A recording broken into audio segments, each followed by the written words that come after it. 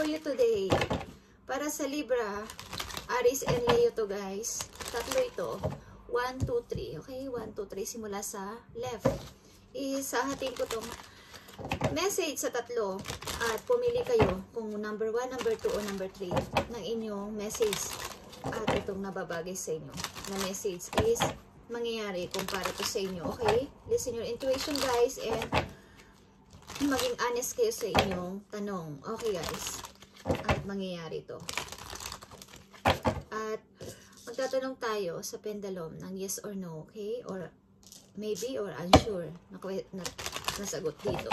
Okay. So, tingnan natin ang yung message today. Aries, Leo, and Libra. Okay, hahating ko to sa tatlo guys. And itong number 1, itong number 2, at itong number 3. Okay, guys? Para to sa inyo, ang message na to. At maging honest kayo sa inyong tanong. Okay? Ito ang number 1, ito ang number 2, and number 3, guys. Piliin nyo kung alin dyan ang sa palagay ninyo sa inyong puso, sa inyong isip is, para sa inyong message, is piliin niyo. Okay? Number 1, number 2, o number 3. Number 1, number 2, number 3. Simula sa left is number 1, number 2, number 3. Okay, guys. Bibigyan ko kayo ng 30 seconds para pumili and mag-isip. Okay. Listen your inner voice, guys, sa pagpili. Ibigay mo sa kanila ang tamang message para sa kanila. Spirit angels from heaven. Okay? 3, 4, 5, 6, 7, 8, 9, 10. Okay, guys.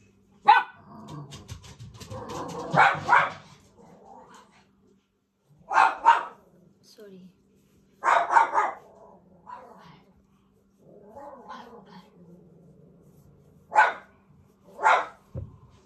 Wait, guys.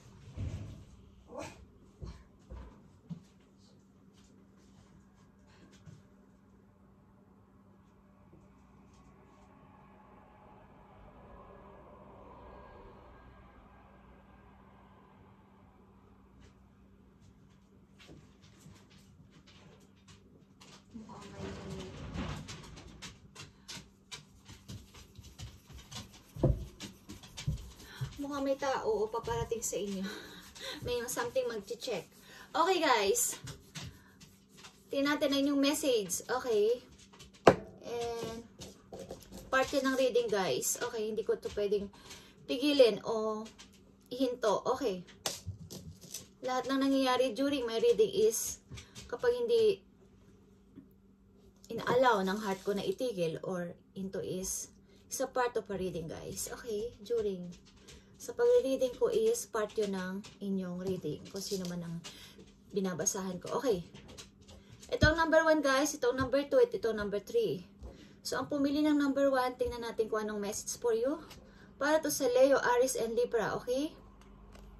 Soulmate. Okay. Sa pumili ng number 1, yes, this person is your soulmate. Your connection is Sark. Okay. Sagrado ito, guys. Ang inyong connection ng inyong soulmate sa pumili ng number 1 is nadidiling ka sa iyong soulmate na may deep connection kayo sa isa't isa kahit di kayo magkasama sa bahay o sa buhay is or naghiwalay kayo temporary o naghiwalay na kayo is patuloy kayo nagkakakitaan, mirroring each other kahit ito sa panaginip o sa inyong isip is lagi nyong naaalala ang person na to. Okay, ang pumili ng number 1 is nadidiling kayo sa inyong soulmate. Okay? At maaaring ito ay true love nyo rin. At kung hindi pa kayo nagkikita, maaari kayo magkita ng person na to at ito ang masasabi mong soulmate and true love. Okay? Na makakasama mo habang buhay. Okay? Sa pumili ng number 1, ito ang inyong message. Okay, guys? At sa pumili ng number 2, ito ang inyong message. Open yourself to others. Okay? This how you will create new friendship and attract a love relationship. Okay, sa pumili ng number 2, guys, maaring kayo ay i-open nyo ang inyong heart o ang inyong sarili sa iba para makipagkaibigan, lumabas, makipag-friend. Okay, at para maka-attract kayo ng isang parang relationship, love relationship. Kung kayo ay naghahanap ng partner is maaring matagpuan nyo sa party, sa inyong mga circle of friends o friends of friends. Okay, is mangyayari ito sa inyo sa pumili ng number 2 is pilitin nyo o itry nyo makipagkaibigan o lumabas-labas sa inyong bahay, okay? Para kayo ay magkaroon ng, kung naghahanap kayo ng boyfriend o ng girlfriend, is mahahanap nyo sa labas, okay? Sa mga pupuntahan yung party, sa mga birthday party, kasalan, or what, na pupuntahan yung event is doon nyo makikilala o makaka-attract kayo doon o maa-attract sa inyong mga tao dahil sa inyong ganda, sa inyong kapugian, okay? Is new love ito, guys, okay? Amen. A new chapter begins whether it is with a new partner or in a current situation. Okay, guys. Sa pumili ng number 2 is lumabas-labas kayo, guys, makakahanap kayo o matatagpuan nyo ang bagong person sa inyong mga makikilala sa labas o sa mga party o sa circle of friends, okay? And i-open nyo ang inyong sarili sa lahat, sa iba. Okay, huwag kayong magpaka-boring sa bahay o magpaka-mukmuk sa bahay, okay? And sa pumili ng number 3, ito ang inyong message, guys, para to sa Leo, Aries, and Libra. Okay, guys? Unconditional love, okay? Sa pumili ng number 3, the love between you and your person is eternal. Nothing is no one can take it away from you. Walang makakapaglayo sa inyong dalawa. Kung nasa relationship na kayo ngayon, guys, sa pumili ng number 3 is ang inyong love relationship is eternal at walang makakapigil o walang makaka-against sa inyong pag-iibigan, maging bawal man yan o hindi. Okay, unconditional. And dahil kayo ay twin flame, okay, guys, this person is your mirror soul. This is why this connection feels so sharp to you. Okay, kayo ay twin flame kasi. Okay, guys, and okay, so ito ang inyong message kung ano pinili nyo dito, kung number 1, number 2, o number 3. And like I said, guys, magtanong kayo sa inyong isip, okay? At sasagutin ng pendulum. Okay, guys? Kapag ito ay yes, diretso lang tong pag-ganon, guys. Pag ito'y no, paikot-ikot siyang ganyan. Okay, guys? Pag sumagot siya ng no, is paikot-ikot siyang ganyan. Pero pag ito ay yes, ang sagot sa inyo, ito ay diretso lang na ganyan. Okay, guys? So, be honest. Magtanong kayo sa inyong isip, okay? Kung anong inyong tanong at sasagutin ng pendulum. Yes or no, o unsure, or ulitin. Okay, guys? So, magtanong na kayo, guys. Bibigyan ko kayo ng 30 seconds para mag-isip ng inyong itatanong. Yung specific question lang, guys, na sasagutin ng yes or no. Okay? Yung yes or no lang na answer. Huwag kayo magtanong ng kung ano-ano na hindi sasagutin ng yes or no. Okay, guys?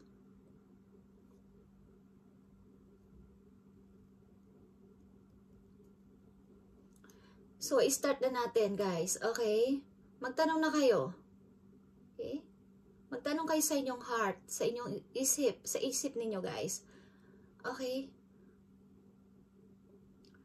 Sabihin mo sa kanya, sa kanila ang inyong sagot. Yes or no ba ang iyong sagot? Ano ang iyong sagot? Anong sagot mo sa kanila mga tanong? I need answer. I need answer. I need answer. I need answer, please. I need answer.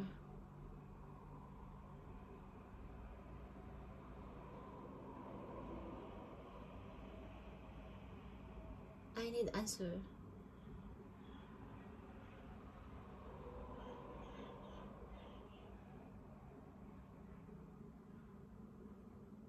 Okay, guys. Unsure. So, magtanong pa kayo, guys. Okay.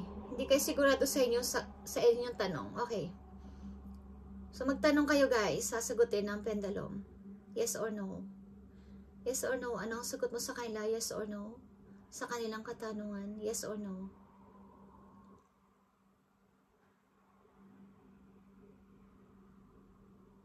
Anong sagot mo sa kanilang katanungan? Please answer. Please answer. Okay guys, diretso siya and yes ang sagot sa inyo guys. Okay, yes ang sagot sa inyo ng pendulum. Okay, at isang tanong na lang guys. Ibigay mo sa kanila ang tamang sagot kung yes or no. Kung yes o yes o no o no. Okay, thank you Spirit. Ibigay mo sa kanila ang tamang sagot. Ibigay mo sa kanila ang sagot kung yes or no. Okay guys, magtanong na kayo. Ang lakas. Okay, ang lakas. Ang lakas guys, okay. Okay. This is a 100% yes. Okay. Ang bilis. Ang bilis ng pagsasabi niya ng yes. At yung inyong unang tanong is unsure. Maaring mag-waiting pa kayo o maghintay pa kayo sa inyong katanungan. Ang bilis guys, okay. I'm not joking. Okay? Ito ay matutupad or nagsasabi sa inyo ng yes kung ano man ang inyong itinanong. Nagsasabi sa inyo ng yes. At yung pangalawa is maybe 70 to 80% ang yes nun. Okay? But yun ay also yes. Okay guys. This is your reading. Aries, Leo, Libra. And sana ay maging okay kayong lahat at matupad ang inyong mga wish and prayer. Okay guys? At kung gusto nyo lang, lagi kayong magdala ng mga stone sa inyong pag-alis. Maglagay kayo sa inyong pocket ng mga stone, any stone. Pero ang mas nire-recommend ko sa inyo is ang amethyst. Okay? This is nagpapahealing din to o healer din to.